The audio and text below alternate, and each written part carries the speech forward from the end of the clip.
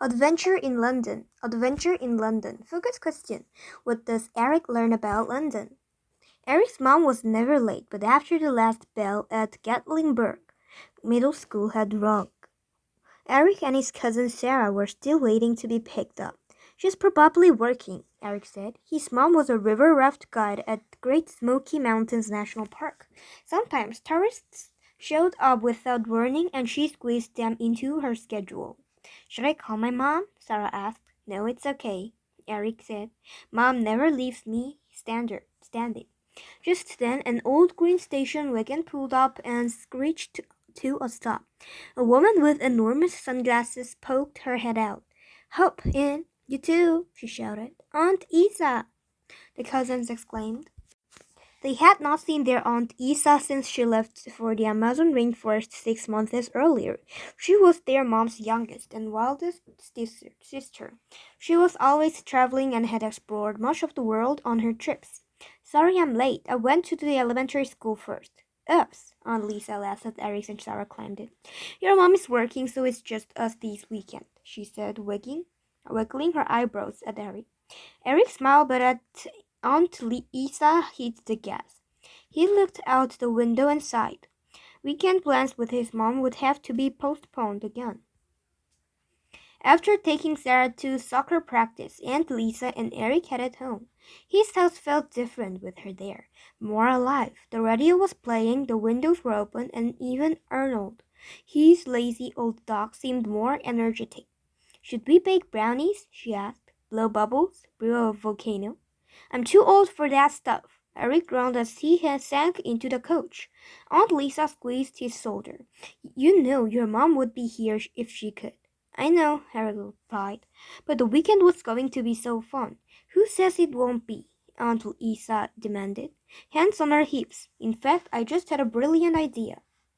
10 minutes later, a car honked outside. Eric peeked out the window. It was a taxi. They must have the wrong address, he said. But when he turned around, Aunt Isa was lugging suitcases toward the door. Grab your shoes or you'll miss our flight, she said. Our flight? Eric exclaimed. When did his aunt had time to plan a trip? He ran out the door after her. A change of scenery will be just the ticket, Aunt Isa declared and turned the taxi. To the airport, please, and then to London. London! Eric scrambled into the taxi too. London is in a whole different country, Aunt Isa winked. Exactly. What about plane tickets, hotel reservations? Eric asked. Oh, things will work out. They always do. The taxi pulled away. Are you sure this is okay with my mom? Eric insisted. What's life without a little adventure? Aunt Isa replied. It was Eric's first flight overseas, and the view crossing the ocean took his breath away. I can't believe this is real, he whispered as the plane landed and the pilot welcomed them to London. First, the subway in London is called the Tube, Aunt Lisa explained. Reading through a ticket, the turnstile let him through too. Maybe Aunt Lisa had prepaid their fares. He didn't have time to wonder. The train arrived and everyone rushed aboard. Somehow, despite the crowd, Aunt Isa grabbed the last two seats. A few stops later, they reached a hotel where an energetic bellhop grabbed their bags and led them to a room without stopping at the front desk. Before Eric could catch his breath, they were back outside on the streets of London. What's the plan? He asked. Why don't we play it by ear? Aunt Isa suggested. They began with a stroll along the River Thames. Tower Bridge, with his sturdy stone turrets, caught Eric's eye. He stopped by the river bank to admire it. Fancy a lift? Called the voice from below. It was a man in a rowboat with two life vests on the empty seat. It seemed too good to be true, but Eric was beginning to realize that traveling with Aunt Isa led to all kinds of crazy coincidences. They hopped aboard, and the man rowed them up the Thames. Something about his face looked strangely familiar. Now we're beneath London Bridge, the boatman said. A short time later, he pointed. That's the Globe Theatre, a theatre venue of William Shakespeare and his famous plays, and this is Millennium a Millennium Bridge, a bit modern for my taste, I must say. Eric and Aunt Isa hoped out at the next bridge, Westminster. The boatman tripped his head. Suddenly, Eric recognized him. Was the William Shakespeare? Eric said in disbelief. Oh, he's an old friend. Aunt Isa replied with a smile. Westminster Bridge was beautiful, but the real sight was Big Ben. The tower had a clock face on other side, keeping time for the entire city. Can you believe it still uses the 1800 clockwork? Aunt Isa said. Suddenly, Eric had an idea as wild as any of Aunt Isa's. Can we climb it? He asked. I think that can be arranged. With a finger to her lips, Aunt Isa led Eric through a door at Big Ben's base. Quiet as mice, they crept past the dozing watchman, up 300 steps, and through another door. Eric was speechless. Above them hung three enormous bells and a dizzying web of letters, cogs, wheels, and knobs. When the clock struck 12, Eric felt the vibrations of every chime from the top of his head down to his toes. The closest thing he could compare it to was being caught in a cave with his mom during a thunderstorm. Mom would love these, he said as they descended. I imagine she would, Aunt Isa agreed. We should be more behaved this time, Aunt Isa whispered.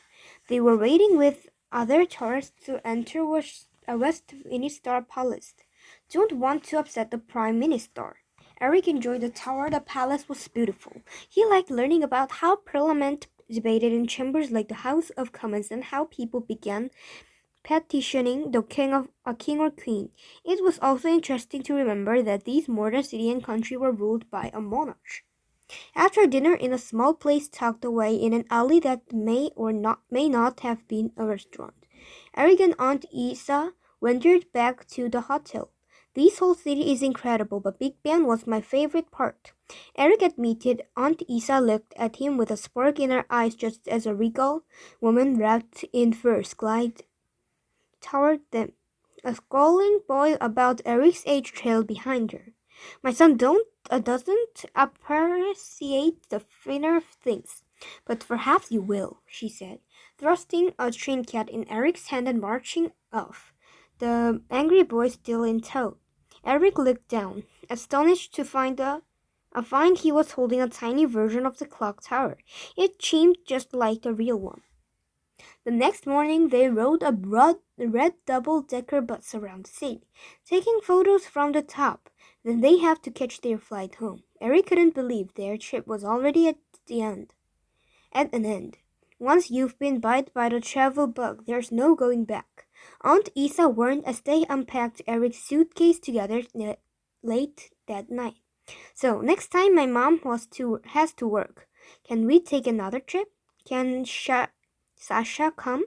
Eric asked. Before Aunt Isa could answer, the front door slammed.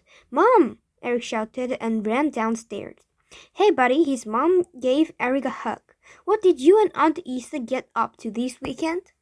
You won't even believe me, Eric began, launching into the story of their trip. Just as he finished, Aunt Isa came rushing downstairs. I've got to go, she exclaimed, hugging them both. Thanks for looking after Eric. Sounds like you had quite the adventure, Eric's mom said with a wink. Any time, Aunt Isa said. She hurried out the door. Don't you believe me? Eric said, but his mom was already walking down the hall. It seems you had a wonderful time, whatever you two were doing. She said. She closed the bathroom door. Eric pulled a tiny clock tower out of his pocket just as it began to chime midnight.